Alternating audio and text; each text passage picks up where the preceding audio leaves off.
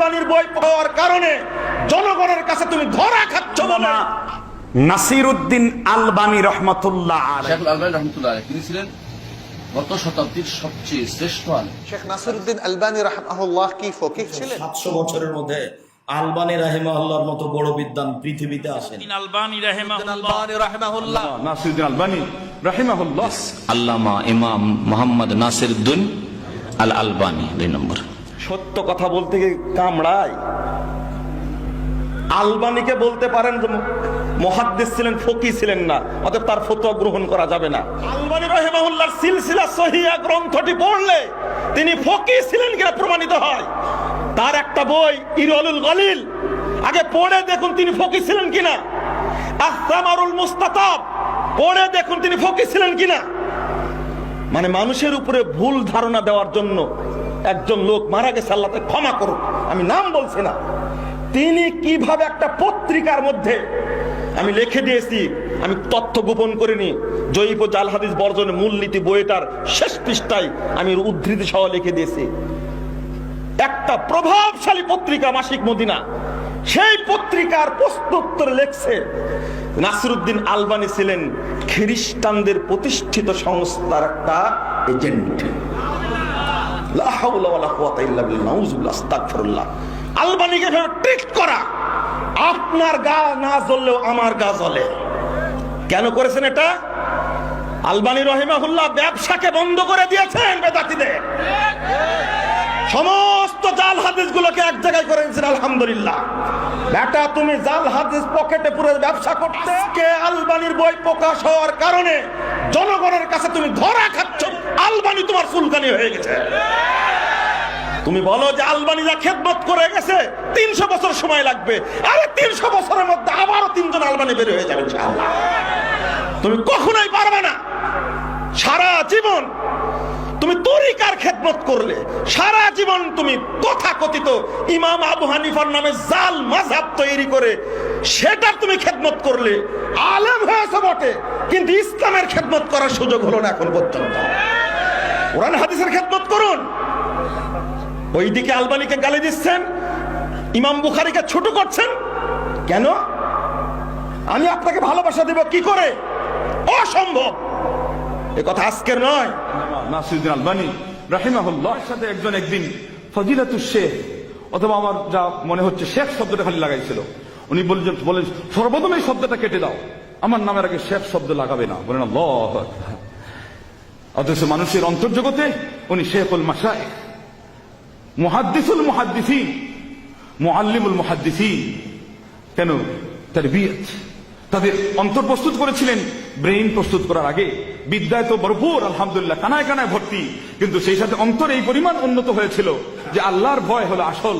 যে ব্যক্তি যত বেশি আল্লাহ সম্পর্কে জ্ঞাত হবেন তিনি তত বেশি আল্লাহ ভীরু হবেন। তাহলে তার এই রিয়াকারী এবং জনশ্রুতির লেশ পর্যন্ত তার জীবনে থাকতে পারে না। এটাই হবে একজন প্রকৃত আলেম। বেশি খাও। আর নাসিরউদ্দিন আলবানী ঘরের মেকারি করে হালাল খাদ্য গ্রহণ। আলবানী রাহিমাহুল্লাহ বড় মাপের আলেম ছিলেন, সারা বিশ্বের উলামায়ে কেরাম তাকে গ্রহণ করেছেন। তার যে খেদমত, সেই খেদমতকে অস্বীকার করে এই বড় বড় অহংকারী ব্যক্তিরা, যারা তার জুতা বহন করার যোগ্যতা রাখে না, যারা তার পেশাবের যোগ্য নয়, এই ধরনের কিছু জাহেল, তারা নাসিরউদ্দিন আলবানী রাহিমাহুল্লাহকে, আলবানী রাহিমাহুল্লাহ তিনি একজন ক্ষণজন্মা মহাপুরুষ। তিনি তোমার মতো ধর্ম বেঁচে খেতেন না, তোমার মতো ওয়াজ বেঁচে খেতেন না, তোমার মতো হেলিকপ্টারে যেতেন না। তিনি ঘড়ির মেকারি করে যে কয়টা পয়সা পেতেন তা দিয়ে আটা রুটি কিনে খেয়ে রাতে কোরআন হাদিস চর্চা করেছেন। কত তফাৎ উল্লেখ করা আছে, তখন আপনি দেখতে পাবেন ইমাম বুখারী আর আলবানী এইভাবে আছে। অথচ 700 বছরের মধ্যে আলবানী রাহিমাহুল্লাহর মতো বড় বিদ্বান পৃথিবীতে আসেন। ইবনু হাজার আসকালানী রাহিমাহুল্লাহর পরে আলবানী রাহিমাহুল্লাহ পৃথিবীতে সবচেয়ে বড় বিদ্বান। এই 700 বছরের মধ্যে পৃথিবীতে এত বড় বিদ্বান। এবার হাদিস বিশারদবিদ নাসিরউদ্দিন আলবানী রহমাতুল্লাহ আলাইহি, বাংলাদেশের এক জৌনপুরীর চামুন্ডা আছে, জৈনপুরীর চামুন্ডা, তেরা দাজ্জাল এনায়েতুল্লাহ আব্বাসী, দেখছেন না? এই জৈনপুরীর চামুন্ডা, তিনি হলেন জৈনপুরীর চামুন্ডা। তিনি আলবানী নিয়ে কটাক্ষ করে বলছেন, আরে এটা ঘড়ির মিস্ত্রি ছিল, পাগলে কি না বলে, ছাগলে কি না খায়। আর শুকর কচু ছাড়া বুঝে কি? বলেন, শুকর কি কচু ছাড়া আর কোনো জ্ঞান আছে শুকরের কাছে? কথা কি এবার বুঝতে পারছেন কিনা? আলবানি একজন রহমাতুল্লাহ আলাইহি শুধু হাদিসের সহিহ যঈফকে তাহকিক করে সিলসিলা আহাদাতুদ দাঈফা 11 খণ্ড লিখেছেন, সিলসিলা আহাদাতুস সহিহা 20 খণ্ড লিখেছেন, 31 খণ্ড লিখেছেন। তারপরে তিনি ফিকহুস সুন্নাহ তাহকিক করেছেন, তারপর তিনি বুলুগুল মারামে তাহকিক করেছেন, তারপরে তিনি রিয়াদুস সলিহিনের 54টা হাদিসে তাহকিক করেছেন, তারপরে তিনি সুনানে ইবনে মাজাহ, সুনানে তিরমিজি, সুনানে দারাকুতনি, সুনানে ইয়ালা, মুসান্নাফে সাইবা, মুসান্নাফে আব্দুর রাজ্জাক, মুসনাদে বাদ্দার, মুসন্নাতে আব্দুর রাজ্জাক, তার মুসনাদ আহমদ, সমগ্র কিতাবের তাহকিক যে ব্যক্তি দ্বারা আল্লাহ করেছেন তিনি হলেন আল্লামা নাসিরউদ্দিন। তুমি তার সমালোচনা করছো? নাসিরউদ্দিন আলবানির ধোলার সমান হবে নাকি তুমি? তুমি নাসিরউদ্দিন আলবানিকে চিনতে পারো নাই। 5 শতাধিক আরবি কিতাব লিখেছে, এর মধ্যে তার উল্লেখযোগ্য একটি কিতাব সমগ্র বিশ্বের 200 ভাষায় অনুবাদিত হয়েছে। কিতাবটার নাম হলো সিফাতুস সালাতুন নবী, রাসূল সাল্লাল্লাহু আলাইহি ওয়াসাল্লামের সহিভাবে সালাত সম্পাদনের মাঝে তরুণদের মাঝে ছড়ানো হচ্ছে যে, যেটা কিছুদিন যাবত ছড়ানো হচ্ছে যে হাদিসের তাহকিকের ক্ষেত্রে শেখ আলবানী যোগ্য মুহাদ্দিস নয়। না, এটা একটা এত বড় মিথ্যাচার আর নেই। তিনি আমরা বলি না যে আলবানি নয়, তিনি ভুলের উপদে, এটা আমরা মনে করি না। কিন্তু আমরা এটা মনে করি তার একজন মুহাদ্দিস, সত্যিকার মুহাদ্দিস ছিলেন। ওই যুগের শ্রেষ্ঠ মুহাদ্দিস হচ্ছেন শেখ মোহাম্মদ নাসিরউদ্দিন আলবানী, আল্লাহ তাকে জান্নাত নসিব করুন। তার কিতাব থেকে আমরা উপকৃত, এবং তাবৎ ব্যক্তি যদি ইলমি আলোচনা করতে হয়, ইলমি কিছু লিখতে হয়, তার কিতাব ছাড়া কোনো হাদিসের তাখরিজ করবে এবং চেষ্টা করবে পড়ে না পড়ে সে বড় মুহাদ্দিস হয়ে যাবে, এটা সুদূর পরাহত বিষয়, এটা কখনো হয় না। এই জন্য এই সমস্ত মানুষের হককে স্বীকার করে নিতেই হয়। কিন্তু আমরা সাথে সাথে এটাও বলি যে একজন মানুষ ভুলের ঊর্ধ্বে নয়, ভুল তার হতে পারে। ভুল হওয়ার বিষয়টাও ইলমের সাথে সম্পৃক্ত। শুধু একজন মানুষ দাবি করলেই ভুল হয় না, একজন মানুষ দাবি করলেই ভুল হয় না যে এটা দাবি ভুল হয়েছে, এটা নয়। ভুল দাবি করলেই ভুল হয়ে যায় না, বরং প্রমাণ দিতে হবে যে সত্যি সত্যি তিনি ভুল করেছেন, প্রমাণ সাপেক্ষ। এই জন্য আমরা বলি না তিনি মাসুম, কিন্তু তার কর্মকাণ্ডগুলো আপনারা দেখবেন যে এই যুগের শ্রেষ্ঠ মুহাদ্দিস হচ্ছেন শেখ নাসিরউদ্দিন মোহাম্মদ নাসিরউদ্দিন আলবানী, আল্লাহ তাকে জান্নাতের সর্বোচ্চ মাকাম দান করুন, আমিন। শিক্ষক ছাত্র এক বাক্যে নাসিরউদ্দিন আলবানী রাহিমাহুল্লাহ নিকটে ঋণী। শিক্ষকেরা কথায় কথায় আলবানী রাহিমাহুল্লাহর কথা বলেন। আমি আমার ওস্তাদ ডক্টর আওয়াদ আর রোয়াইসি, যিনি অনেক বড় টিচার হাদিস ডিপার্টমেন্টের, তাকে জিজ্ঞেস করেছিলাম নাসিরউদ্দিন আলবানী রাহিমাহুল্লাহ সম্পর্কে। উনি বলেছিলেন উনি মুজতাহিদ মুতলাক ফি ইলমিল হাদিস, হাদিস শাস্ত্রে উনি মানে বিনা প্রতিদ্বন্দ্বিতায় একজন মুজতাহিদ। তো কুল্লিয়াতুল হাদিসে এখনকার যে পরিবেশ, এখনকার যে অবস্থা, এটাকে বিশ্ববিদ্যালয়ে বলা হয় যে কুল্লিয়াতুল আলবানী, কুল্লিয়াতুল হাদিসকে বলা হয় যে কুল্লিয়াতুল আলবানী, মানে নাসিরউদ্দিন আলবানীর কুল্লিয়া। এবং এই ফ্যাকাল্টিটাকে ওই নামে নামায়িত করা হয়, নিসবত করা হয় ওই দিকে। শেখ নাসিরউদ্দিন আলবানী রাহিমাহুল্লাহ কি ফকিহ? অনেক মাওলানারা বলেন তিনি নাকি মুহাদ্দিস ছিলেন, ফকিহ নন। ফকিহ এবং মুহাদ্দিসের মধ্যে পার্থক্য কি?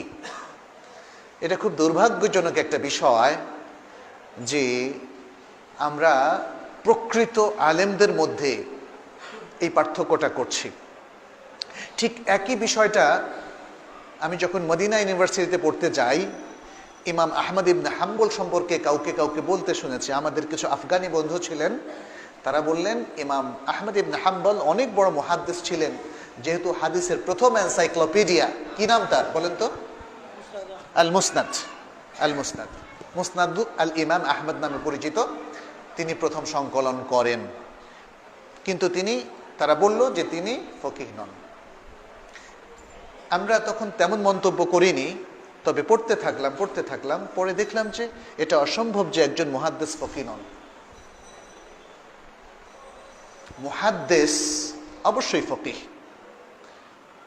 হ্যাঁ, রাসূল সাল্লাল্লাহু আলাইহি ওয়াসাল্লাম হাদিস থেকে বোঝা যায় যে হাদিস কেউ বহন করে, সে ফকিহ নাও হতে পারে, কারণ সে বহন করে একদম অবিকল হাদিসটা আরেকজনের কাছে পৌঁছে দেয় যে তার থেকে বেশি জিনিসটা জানে বা বুঝে। অতএব সেক্ষেত্রে কোনো ব্যক্তি যে হাদিস বহন করে সে ফকিহ অথবা অনেক বড় ফকিহ নাও হতে পারে, কিন্তু মুহাদ্দিস এরা ফকিহ। যিনি মুহাদ্দিস অনেক হাদিস পড়েছেন তিনি অবশ্যই ফকিহ। ইমাম বুখারী ফকিহ, ইমাম মুসলিম ফকিহ, ইমাম তিরমিজি ফকিহ, ইমাম আহমদ ইবনে হাম্বল ফকিহ, এবং শেখ নাসিরউদ্দিন আলবানী অবশ্যই ফকিহ ছিলেন। ফকিহ না থাকলে ফিকহের ব্যাপারে মত কিভাবে দেন এবং হাদিসের আলোকে বিশুদ্ধ মত কি করে দেন? অতএব কিছু সাধারণ মানুষ যাদের মধ্যে এলেমের কমতি আছে তারাই বড় বড় লোকদের সম্পর্কে আমরা বাজে মন্তব্য করি। শেখুল আলবানী রহমতুল্লাহ তিনি ছিলেন গত শতাব্দীর সবচেয়ে হাদিসের ক্ষেত্রে শ্রেষ্ঠ আলিমবেত্তা।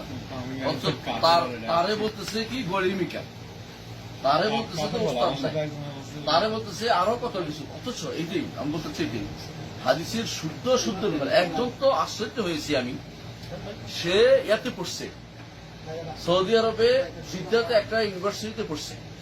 সে বলতেছে যে শেখুল আলবানী রহমতুল্লাহকে গালিগালাজ করে, আলবানী বরবাদ করে দিছে। কি বরবাদ করছে? আলবানী সব সহিহ হাদিসের জাল বানাই দিছে। নাউজুবিল্লাহ। আলবানী জাল বানানোর কে? আলবানী রহমতুল্লাহের আগে কত শত শত মুহাদ্দিসিনে কেরাম জাল হাদিসের কিতাব লিখে গেছে।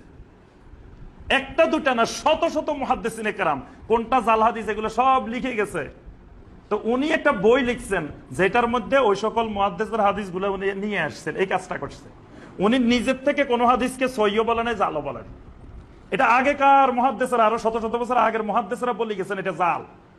ওইটাকে উনি শুধু উনার বইতে নিয়ে আসছে। উনার অপরাধ হয়েছে এটা, কয় উনি গড়ির মেকার, গড়ির মেকার নাকি মুহাদ্দিস হয়েছে। আচ্ছা আলহামদুলিল্লাহ, যদি উনি গড়ির মেকার এটা আমার জানা নেই, যদি গড়ির মেকারও হয় আলহামদুলিল্লাহ, এটা হালাল পেশা। গড়ি ঠিক করা কি হারাম নেই? গড়ি ঠিক করা তো হালাল পেশা। তো এটা তাবিজের ব্যবসার থেকে তো শতগুণ ভালো। যিনি বলতেছি যে এটা গড়ির মেকারে কি জানে, উনি তো তাবিজের ব্যবসায়ী, হারাম খাই। তার থেকে তো উনি গড়ির মেকার হলে আমার থেকে 1000 গুণ ভালো উনি। আল্লাহর নবীরা কামারের ব্যবসা করতো। কামার চিনেন নেই? কামার কারা? লোহার বানায়। দাউদ আলাইহিসসালামের মতো নবী এগুলা বানাইতেন।